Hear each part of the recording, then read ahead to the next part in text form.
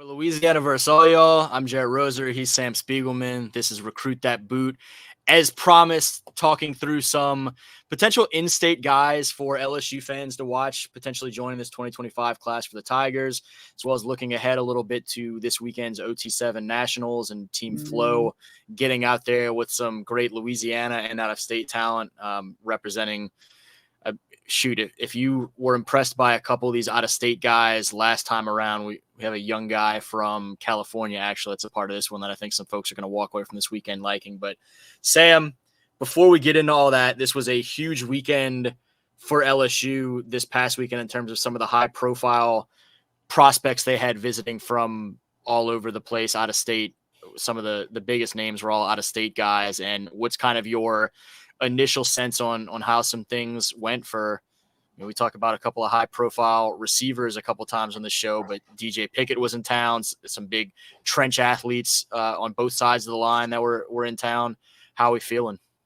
Yeah. Just some more star power to go along. Solomon Thomas I think he's out of Jacksonville, committed to Florida State. Zion Williams from East Texas out there in Lufkin. You said DJ Pickett at Zephyr Hillis out there just outside of Tampa. Kalik Lockett from Satchsey, right outside of DFW. Just to name a few. Really, really big weekend for LSU, and seemingly a lot of the momentum out of the weekend is very positive. Some of those names I can definitely touch on and add to is start with Zion Williams, like I said, a kid from Lufkin, Texas.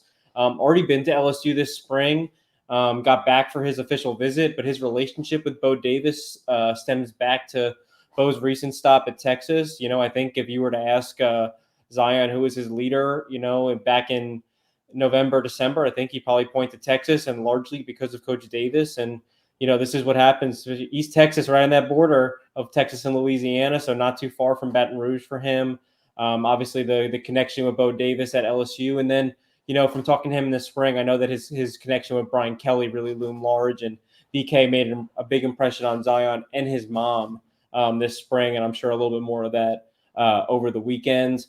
DJ Pickett, one of the best DBs in the country, maybe the best DB in the country. I think Corey Raymond likes him at corner, if I'm not mistaken. Talk about he fits the mold of one of those Greedy Williams sort of corners that Corey does like, long and lean, and in DJ's case, extremely athletic, extremely rangy, kind of glides instead of moves.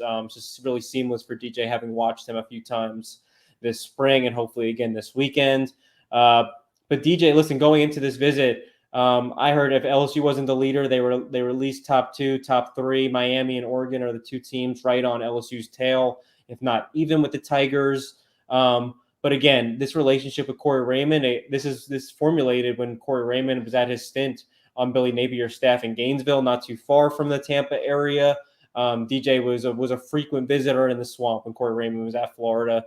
And I think going to LSU, I think Corey Raymond likes how DJ fits into LSU's plans. Could probably see him fitting in pretty early at cornerback, and sees him as a guy that he'd love to mold. And I think those same feelings have reciprocated toward LSU for Pickett. So I like where they stand. And then on Kalik Lockett, listen, LSU has been either at the forefront or at least, in the mix at the forefront with Kalik Lockett. I thought they took another step forward over the spring. And I think that over the weekend, now that Decoria Moore is out of the picture, Jared, we talked about who might be next up and why LSU fans might not have to hit the panic button too quickly.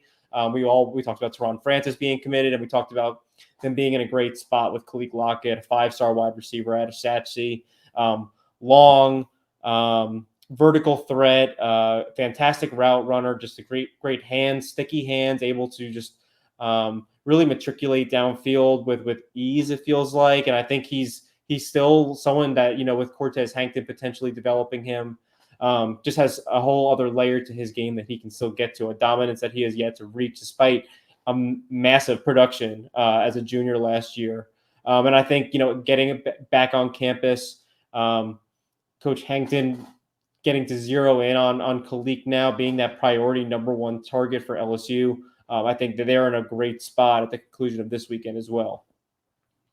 They I mean, obviously they had Decorian on board at one point. Khalik has been a hot name. Jamie French has been a notable name for LSU fans and fans of most other big programs. I think as much as we love Manchild, you want to have a few receivers in every class. And I think for them and their standards and what they want to do competing for national championships, you want to come away with at least one of those high profile out of state guys to pair with Manchild and then see how you continue to fill out that group in this class. Yeah, man-child or Teron Francis, however you want to call him. I think he answers the both. He probably answers the man-child more.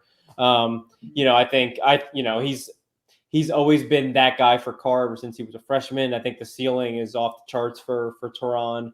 I think it's about consistency with him, and that was kind of a theme going into his junior year. And I thought, we saw how he looked in the spring game, and I think Bryce is gonna dial up all the right formula for him to kind of have that breakthrough senior season that we've been waiting to see, really, and not just breakthrough in terms of skill, because we know what he can do on the field, but in terms of doing it from a week-to-week basis. But yeah, when you have that big splash player like Teron Francis on the other side, you want a polished route runner like a Khalik Lockett, like a Jamie French, like a Decorian Moore with kind of a similar but also just a differing skill set to kind of counteract some of the things that Teron doesn't do as well, or just sharpen up different areas of the field. So, I think that, the way that LSU has recruited, they'll find a way to put together a pretty dynamic 1-2 punch, whether it's with Khalik, who would probably be their early favorite in the clubhouse, or Jamie French, or if they go in a different direction here. As mentioned, looking at how LSU continues to fill out this 2025 class, we wanted to look at who were some other in-state guys. We just hit on a lot of out-of-state guys that fans need to know and keep an eye on, that most of them just had nice weekend visits to Baton Rouge. But we'll each kind of pose now 3 in-state guys that we think are some of the likeliest in this 25 class that aren't currently committed to LSU to potentially end up there by the end of it. And so we'll kind of go back and forth and just kind of share our thoughts. And I'll let you lead off with this as we kind of kick it off. Wow. Well, if you're going to allow me to be the Ricky Henderson to this, I'll just try to hit the biggest, softball I can just to get on base. No, I think LSU is in a great spot with Corey Adams, the uncommitted defensive end out of Edna Carr. We're just talking about Teron, so I guess Corey is just sticking on my brain. But LSU offered this last spring, so they've been building that relationship with the staff. Frank Wilson, in particular, as the area recruiter. But now, since Blake Baker and Kevin Peoples have gotten there, getting to know Bo Davis, even though he's not set to officially visit LSU this summer, he's obviously been on campus more than a few times this spring, and expect him to be on campus at some point this summer unofficially. I think he's set to get to Georgia Tech and to Mississippi State and to TCU later this month. I think of that group, Mississippi State is probably the biggest threat. But I still think that Coach Peoples has really kind of made him this priority. I think they'd love for him to commit at some point this summer. And I think, assuming that he still gets to Baton Rouge, none of these OVs blow him out of the water, I wouldn't be surprised if he's the first D lineman committed to LSU in this class. Yeah, talking to him after the spring game, he said he really wants to get this done before he goes into senior season. And I agree. He's someone that is on my list of I anticipating him ending up in purple and gold by the end of it. Obviously, he's got some fantastic offers from all over the country, as a few of these guys do.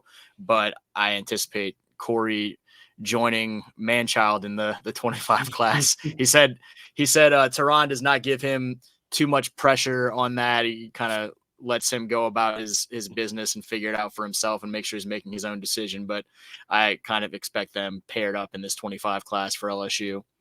And also worth noting, don't take, as for fans that are watching this, don't take the order that we say them in as necessarily a prioritization, because I kind of have a feel for who Sam's going to say in a couple of spots. And I think I sprung this process on him a little bit more than was necessarily fair going in. And so I don't want to step on the toes of guys that I know we're going to bring up. But another guy we talked about, another guy that was in that spring game, I think I don't feel as confidently as I do about Corey, but I think there's a a pretty solid chance Jace Thomas ends up a part of this LSU class by the end of it. Again, we talked about everything that we've seen from him as a long, athletic, likely safety at the next level. And we talked about after the spring game, him showing a level of physicality to his game that I didn't fully recognize prior to watching him just lay people out all over the field. But a lot of LSU coaches were there for that. I know he's someone that has risen up their radar over the course of the spring. And I think that was a really nice impression for him to leave coming out of spring ball there. And I anticipate we'll see him in Baton Rouge at some point. And he's someone that I think has a chance to go to camp and be really impressive and earn that offer and end up in the class. Yeah, Jace Thomas, obviously his dad has played for the Saints, and I think that LSU has already shown a fondness toward Jace, and ever since he moved to the defensive side of the ball, you've seen that you've seen them get him on campus, and obviously they were plentiful on the sidelines at the Destrehan Carr spring game as expected, and I think with the performance that Jace put forth in front of the coaches. If he steps foot on campus this summer and works out for the staff, if he passes the certain measurables to play in the secondary, if not, I could also see him being the kind of kid that they said, hey, you did everything right. We just kind of want to see what a little bit of the real game film looks like. We know that Destrehan has a big opener. We'll talk about that in our upcoming draft of games coming up later this fall.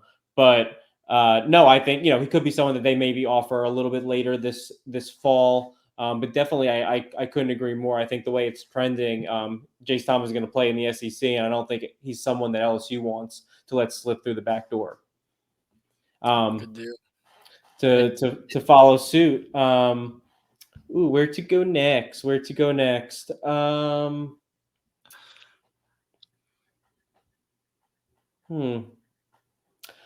Here's okay. We talk about the wide receiver position, and again, someone else who played in that spring game.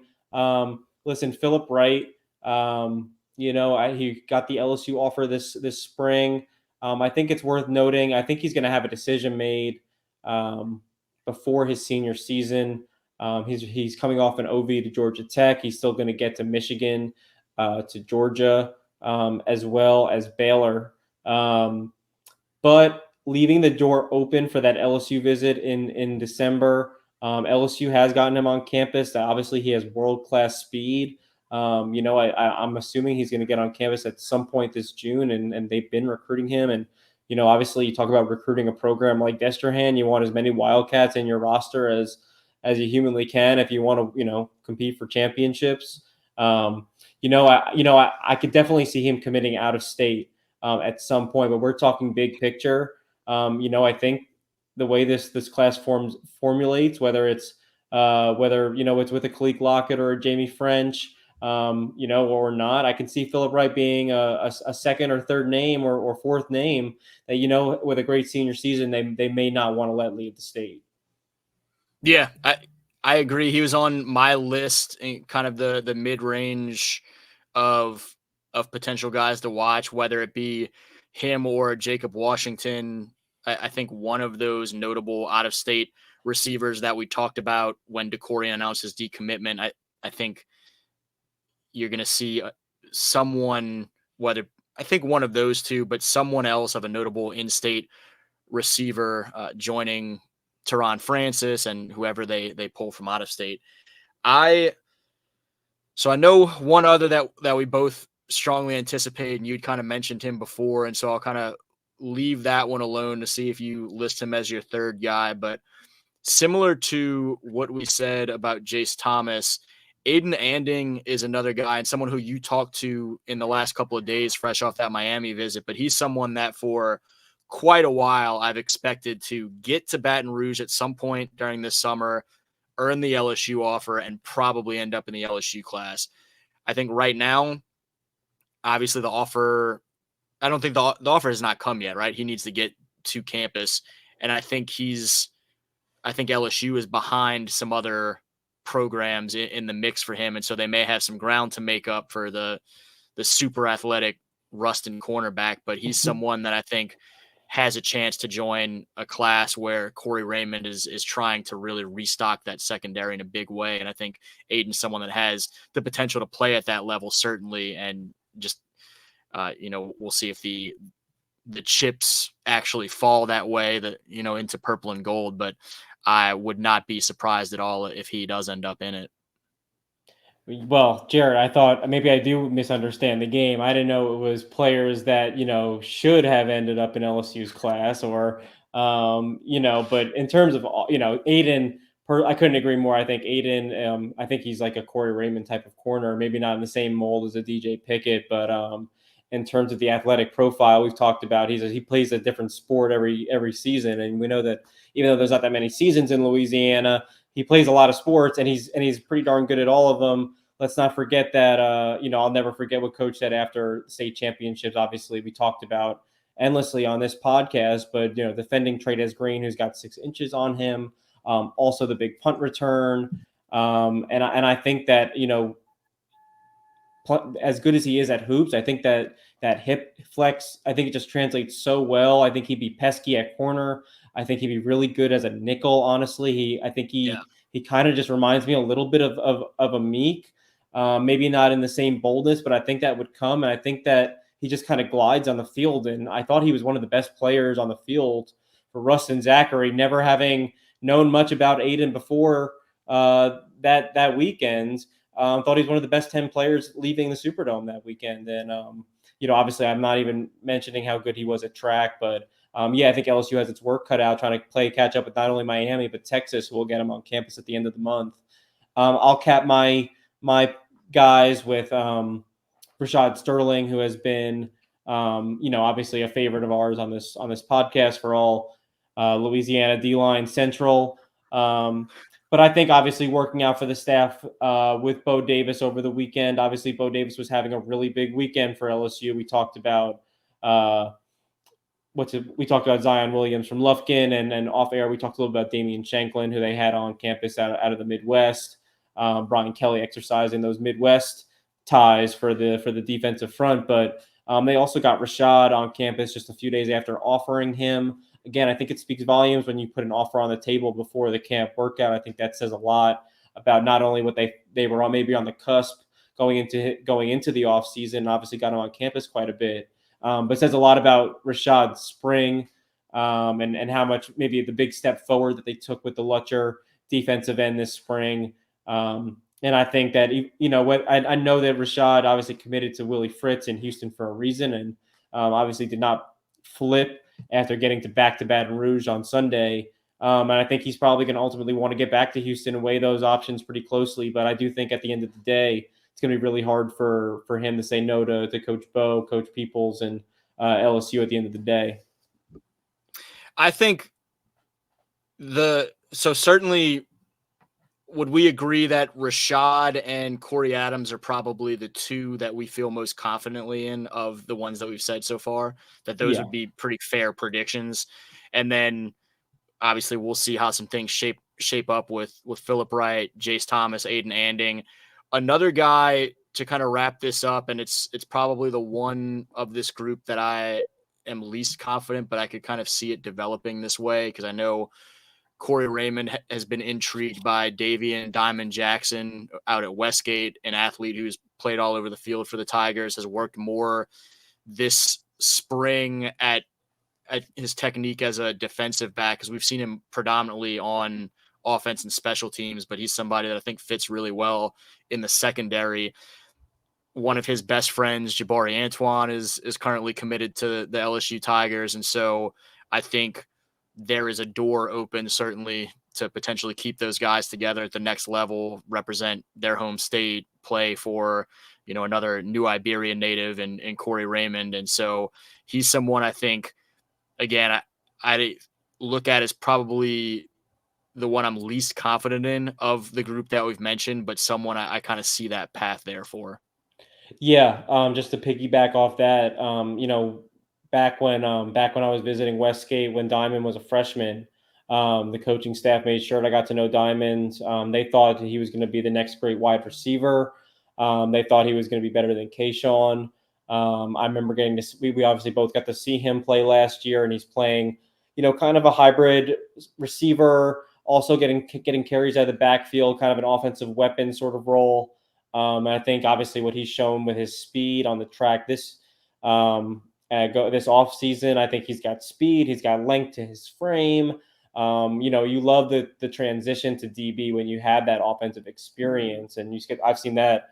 Kind of doing a deep dive across the Southeast the past couple of days. I see a lot of safeties that maybe as juniors played on the offensive side of the ball, and now are giving a shot on defense. And that background sometimes is just it's seamless, and sometimes sometimes like Jace, it just maybe clicks with just a little bit of training in that area. And I think he checks a lot of physical boxes in that direction. And if LSU wants to hold back Miami and Florida State with Jabari Antoine, the number one defensive back in the state that they've had committed for going on 6 months, probably wouldn't hurt to add another diamond to their class. And so recapping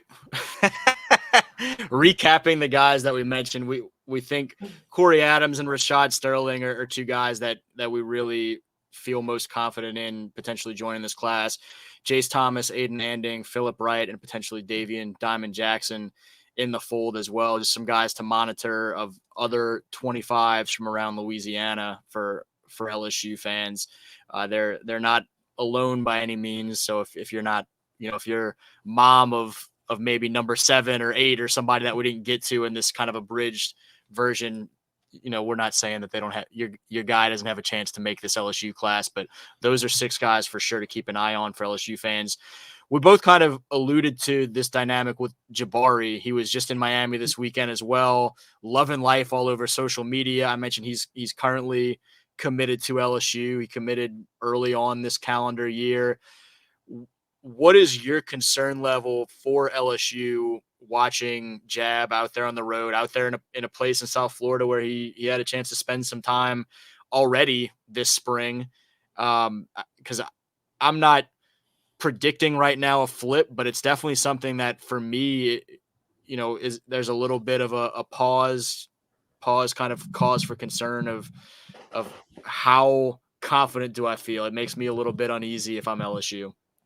Yeah, I think uneasy is probably fair, and I think that's going to be kind of a feeling maybe for about the month of June, because not only has he been to Miami a few times for spring practices, and then a really impactful spring visit, official visit this past weekend, but he's going to see Patrick Surtain Sr. in a few weeks. With another Louisiana guy who's had a ton of success recruiting in the state of Louisiana, and Mike Norvell, who recruits the state really well. I spoke to Jab a couple of weeks ago, and this was before the official visits. And, I think that, he committed to LSU early. So I think LSU knows that he was going to take these visits. So I think that there has to be a certain sense of confidence from the LSU coaching standpoint. I think the thing that he cherishes most near and dear is the connection to Coach Corey, because obviously Corey wanted him to be the first DB committed in this class. He wasted no time doing that over Texas, being the biggest threat at the time, probably the front runner, I thought, before that big visit. But Corey Raymond made that splash and got him on board. So I think, Florida State and Miami are not SEC schools, so it's a little bit more a little bit easier to digest if you're an LSU fan that he's going to visit those schools. Not to say that they are in threats, because there's already been some buzz about possible return to at least Coral Gables in season. We'll see if that eventually transpires. But between the relationship with Corey Raymond, the connection to Frank Wilson, who's been involved in recruiting WOMP guys, and just the fact that I just think that he was on campus right before he went to Miami, and I think if you get someone like Diamond committed, or at least you make friends in this class with the guys who are committed early, and I think guys like Harlem and Bryce Underwood, I think Jab has that connection with those guys, and I think he likes the idea of being recruiting for his home state team. So I don't think that can be completely ignored, even if he is going to have a little bit of fun here in between. You remember Kelvin Joseph had a little bit of fun, right? Well, I don't know that with how some things, the ups and downs of Kelvin's career, that we want to be making those comparisons necessarily, but it's a similar feel of a recruitment. minus, just the Alabama, Alabama and Florida, always pushing for the visits toward the end. And, just a guy that likes to have a little bit of fun. Hey, I can appreciate that for sure. And again, I used to have these conversations. I think the most extensive conversations that I had with guys on this subject was when everyone was sweating Cardell and Ty Davis Price coming out of Southern Lab and the visits they were taking. And at the end of the day, this is a maybe not so much as when they were coming out, but this is to some degree a once in a lifetime opportunity and make the most of getting these visits, seeing what these other places have to offer, et cetera, et cetera. But anyway, as we look at this weekend and what we're expecting to see from this OT7 national championship and this team Fleaux, I will tell you, not that you don't already know, but the roster process for this has been extremely interesting, working around some of the camps and visits and other obligations and whatnot. And so there have been, and I think continue to be now, about 24 hours out from a lot of these flights, a lot of ebbs and flows, to no pun intended, to some of this. But some notable guys that I wanted to share with you that are coming and just kind of see your reaction, and some guys that we're looking forward to seeing. A few guys that weren't on the previous trip. Blaine Bradford's brother, Jacob, is going to be joining us this weekend down in Tampa. He had to miss the first go round for Fleaux, but was very quick to say if there was another opportunity that he would like to go. And so both of the Bradford brothers will be a part of that Fleaux defense this weekend. Just kind of sticking with some of the in-state guys for Louisiana first. Ja'Kai Anderson from McDonough 35 is supposed to be coming, which is an interesting one. Playing DB or receiver. I think primarily as an offensive guy, and Great. He's someone that I'm really looking forward to seeing more extensively. Had a chance to see him a little bit last spring and was blown away by how electric that kid was as a youngster, preparing at that point for his sophomore year. But he's someone that, again, I think has the potential with some of his athletic traits to be one of the top guys in that 26 class in Louisiana. But just interested to see more of him and see him as he continues to develop. John David LaFleur, a big tight end, a much different type of target, but someone that I think brings a nice weapon to that offense for sure. JT Lindsay, a guy that we've talked a lot about, is one of the running backs. Dedrick Lasty, not as high profile of a prospect, but the prolific Riverside running back that is a really, really talented receiver. He's an undersized kid is the reason that we don't hear more about him as a college recruit, but he outran in terms of production Harlan Berry in their head-to-head game in district play. And he's someone that I think is a really talented 7-on-7 receiver as well. And so I think he and JT are going to be pretty fun coming out of that backfield. And I think both able to kind of move around a little bit as well. And I think, people want to know who's going to be throwing the ball to those guys. And we had issues with the quarterback spot from some of the older guys. Bryce Underwood obviously had a hell of a performance last time out, but we leaned on this really talented 2027 Louisiana class, and two of the top guys, and Elijah Haven and Carson Sellers, are going to be a part of this weekend's team as the trigger man on that offense. So those, I think, are some of the main guys I know that were not a part of the trip last time around who will be a part of it in terms of in-state guys. Believe Cole Miller from Calvary is going to be involved as one of the linebackers as well. He's been with the Bootleggers this spring, but if he makes this trip, as I think he will, this is his first time with Fleaux. And I think another young guy, Boogie, another Riverside guy, Boogie Johnson is someone that is a versatile guy on both sides of the ball, a 2028 kid that's going to get an early taste and be a part of this moving forward.